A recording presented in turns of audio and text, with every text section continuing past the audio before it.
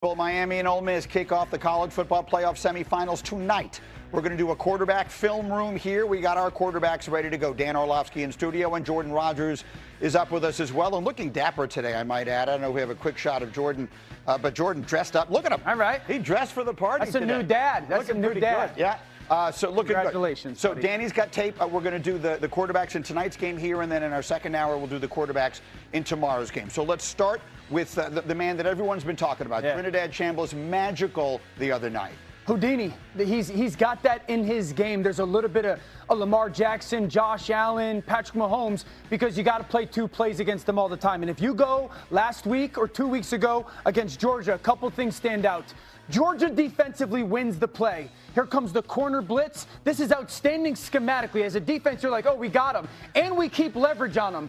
But here's the Houdini element for Trinidad Chambliss, that playmaking, that above the X's and O's, where you do things that defy the law of physics when it comes to football. Can Miami, if you are Miami, can you handle that? Can you stop that? Can you keep them in the pocket from making some of those big-time plays? The second thing is, if you give this young man one-on-one coverage on the perimeter, he's a long-range, lethal shooter. If you play that safety low, they're going to take those shots. It's part of the scheme. It's part of the advantage, and he's elite at it. This isn't just guys whipping people one-on-one on the outside. And then what happens is, the more plays he makes, the more times he sees the ball go into the bucket, the more convicted and confident he gets. This is a little bit of a flat route. The corner does a good job. That's a dicey throw. It's a courageous throw. You got to think that you're the best player on the field to pull it. He does. I think that's going to be the challenge for Miami's defense going up against him. You have to win the first play, the X's and O's, because the scheme takes advantage of you. Then you have to win the second play as well when he becomes a playmaker. It's really good tape. Jordan, I think most, let's call them casual college football fans, people who just watch games every weekend but don't live in it, they probably knew 3 of the 4 quarterbacks that are remaining here, right? They knew the 2. Sure. They know Dante Moore. They know Fernando Mendoza. They know Carson Beck because he's been around a while. Chambliss is sort of the newcomer to the party. But those of you who have been following this closely, have you seen this coming all year long? Absolutely. I think that's a great breakdown tape from Dan. And the casual fan, if you're watching the highlights, you're like, oh, this kid just scrambles around. He plays backyard football like Johnny Manziel. Actually, the reason they won this game is how quickly the ball consistently came out of his hands downfield. These throws are out so quick and accurately. It didn't give Georgia's pass rush time to affect the game. In fact, if you take those 3 kind of backyard football scramble plays out of it, the rest of the 44 attempts he had, on average, the ball came out in 2.4 seconds, which is laser fast. It doesn't give the defense time to react at all. So that, to me, was the story of the game, and that's what he excels at in this offense with Charlie Weiss, is pre-snap designing some of those conflict formations or motions that you saw from Dan just a second ago, and quickly getting the ball out of his hands. He's going to have to do it against Miami because they got 2 game wreckers on the other side. But that's what's most impressive, is not the backyard football, but how consistently he makes quick decisions from a guy that played D2 football last year. Yeah, Mesidor and Bain are the 2 pass rushers from Miami, maybe the best duo of that kind in the country, and that's the matchup tonight. On the other side,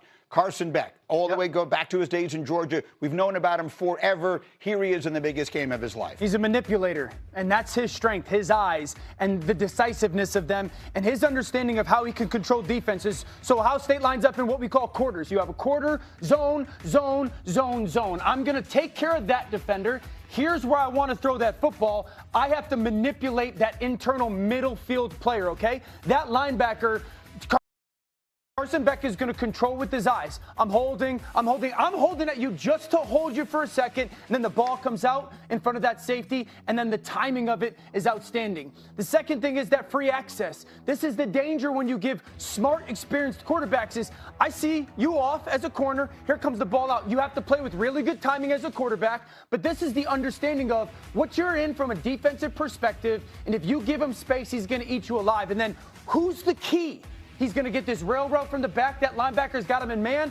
That's the one read I have as a quarterback. If you go over the top of a defense, you can't get it. I'm going to go the ball right now out of my hands, back shoulder to my tailback in a huge play. Carson Beck is so experienced that he knows exactly where his eyes have to be and understanding what the defense is in to get the ball out. When that ball gets out of his hands quickly, he's telling you, I know what you're in. There's no way that you can stop us. That's going to be the challenge for Ole Miss tonight versus him, is can they kind of give him a little bit of a different picture to make him play and hold it just a fraction of a second longer. Yeah, they haven't been an offensive juggernaut by any means in these playoffs. They've won these games by allowing fewer than 10 points a game. How about Carson Beck in this matchup here, Jordan?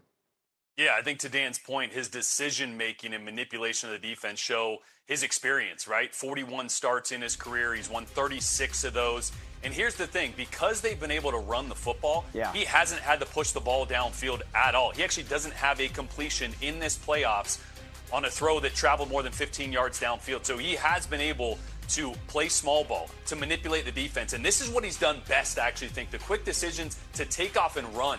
That, to me, is what stood out against Ohio State. He had a 2nd and 6 where he scrambled, picked up 4 yards in the red zone to set up a 3rd and short. He had an 8-yard scramble to pick up a first down as well in the first quarter, and a big one in the fourth quarter, an 11-yard scramble where he put his shoulder down, ran 2 guys over to keep a drive alive. The quick decision-making and the realization that I don't have to force the football, because when Carson Beck forces the football, we've seen it against Louisville and SMU. That was their downfall. They lost those games by 1 score. He threw 6 interceptions. His realization that if I can just manage the game, take care of the football, let Mark Fletcher in the run game take over, we can beat anybody. That's the maturation of Carson Beck. And when it comes to Carson Beck, I am reminded of the great philosopher DJ Khaled, who once said, all he does is win.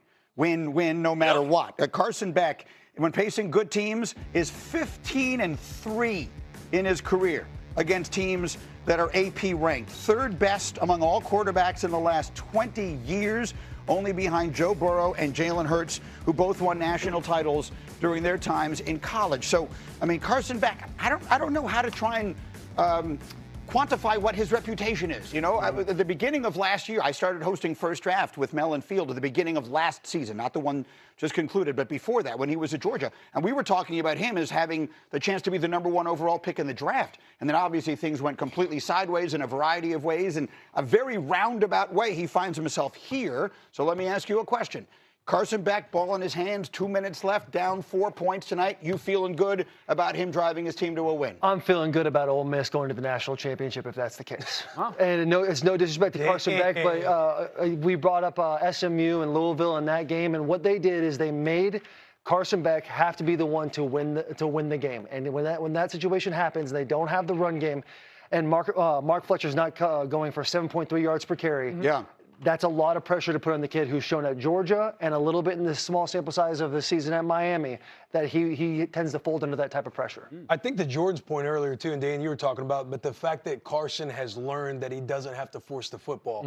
Like, when you watch them in the playoff, they've been in tight games against one of the best defenses in the SEC, against Ohio State. They were up 17-14. I know you laid out a different scenario, but 17-14, and they had the ball, and they, out physical, drove down the field, and Carson Beck tucking the ball and running, putting his shoulder in somebody. Him realizing he doesn't have to force the ball, because that is when he gets in trouble. I like Carson Beck in the fourth quarter. I like Miami. This is the situation we're talking about. You're talking about in a game, they're running the ball well. Carson Beck, he looks around, he makes his reads, and he runs for a first down. I love that. I think Carson Beck's done that the entire playoffs. He's great at that. We're talking about 2 minutes. You have to sit back in the pocket, go through your reads and your drops, and when the game's on the line, can you make those passes? This is what I would say. You started the segment when we're sitting here going, you don't necessarily know what his reputation is. Yeah. I know this. Quarterback 3 in this draft is not a very clear thing going into the NFL draft. So if Carson Beck has the chance to continue to stack another game against a very good opponent, you have the opportunity to, because leaving Georgia, there was a little bit of reputation of bad boy, kind of a punk, a product of the Georgia kind of supporting cast. But if you go somewhere else, you kind of rectify that a little bit. You don't have to think that I'm the star, I'm the quarterback of the team, and I'm just going to be the leader. I think the reputation for Carson Beck starts to change, not only from a college perspective, but also the vantage point of the NFL. For sure. By the way, speaking of good reputations, I would like to enhance that of our friend Jordan Rodgers by pointing out that Jordan has been so spot on in his postseason picks for us on this program that we have put together a montage. Watch this. Jordan, I see the Alabama A under your name. I think the defense for Alabama is going to win this one for them. And Jordan, you're going with both road teams. It's an interception, and the Hurricanes punch their ticket to the quarterfinals. If they can protect the football, run the football with Mark Fletcher like they did against A&M, that is an upset recipe. Ole Miss, I think, believes they can win this game. And it is good! Right down the middle! Oregon's going to get it done on the ground. I agree with Josh. There's just so much on time to be perfect, and I just don't see him being perfect against this Indiana team. Jordan Rodgers 8-0 with his picks. 5 underdogs. Shout out to Jordan. Have won these 8 games, and Jordan Rodgers has been on the money with every single one of them. And our director extraordinaire, Cindy Morello, could I just ask you also to do one thing for us? Can we get that one shot of Jordan, please? Just give us a one shot of Jordan. He's a good-looking guy. And lose the graphic. Just lose the graphic. Just look at him. Look at him. Look So at command the your way he made that bed.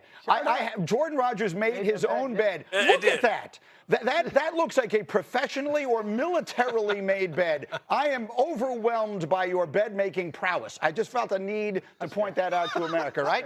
You guys make your bed. Does Every it look great like that? quarterback, listen, attention the pocket to square. detail. Yeah. Well, say it again, Jordan. Sorry. Every great quarterback, attention to detail. You know, I had to make sure the edges folded over just nice, the pillows were nice and fluffed. When you're working out of hotel rooms every single week on these get-up hits, you're not working with great backdrops. So sometimes the bed is the best option, and you know what? But, hey, thank you for the picks. I'm glad you didn't show all the misses I had during the regular season. Just show the highlights, boys. That's a great job editing. He rose up in the postseason, like as the great ones always do. Yeah, maybe that wasn't why I was a great quarterback. I didn't have the details. Also, I'm changing my pick to Ole Miss after seeing. No. You've made your bed. That's what it is, Yep. man. Stay where you are. We got much more to do. College going football 8-1. playoff semifinals tonight. 8-1. ESPN Deportes in the ESPN app. It starts tonight. Miami and Ole Miss in the Fiesta Bowl. Tomorrow, Oregon and Indiana in the Peach Bowl. Coverage of both games, 7:30.